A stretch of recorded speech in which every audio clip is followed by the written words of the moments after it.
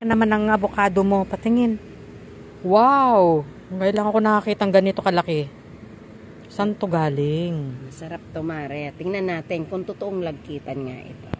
Oo pala, paano malalaman kung lagkitan o hindi? Pag lagkitan, okay lang maging lagkitan ka. Huwag lang sa pagkain. O, pag lagkitan, kaya mong balatan. Oh, see? Pwede mo siyang balatan ng ganito, Mare. Parang yummy. Looks yummy. Banana lang. Para lang siyang banana, men. Oh, guys.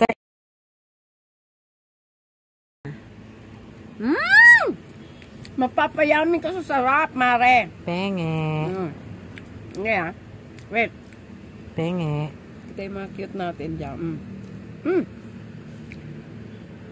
Tinan ko nga itong lagkitan. May lasa na. Parang may gatas, no? May lasa na siya. Ang sarap. Sarap nga, Mare. Babalatan mo. Ito pala yung pwedeng wala ng gatas kasi may ano na siya. Creamy na siya. Creamy. Ang laki niya, ano? Ang kapal. Ang sarap. Dalmi.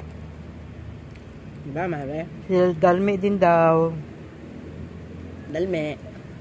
Yummy nga, ano to? Ito. Yummy. Ayaw na to isa. Sarap.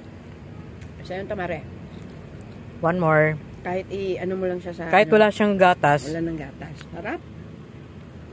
Si yummy. Kapal ng balat niya. Hindi siya puro buto. So, yung balat niya, super. Ano yan? Pulanggi Albay pa siya galing? Galing pa siyang Pulanggi Albay. Shout out. Shout out daw sa nagbigay.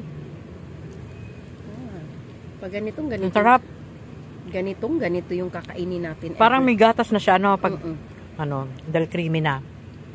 Ito ang tinatawag na lagkitan. Lagkitan. Para siyang banana. O lagkitan na pwede avocado. Pwede mo siyang ibalatan. Sige, Mare. Sarap. Sarap. Tag-isa tayo, Mare. Kukuha pa ako. Yan. Para ka lang kumakain ng mananaba ako nito, banana. Mare. Okay lang, Mare. Ang laki, ha? Minsan-minsan lang naman tayo mag-food trip ng ganito.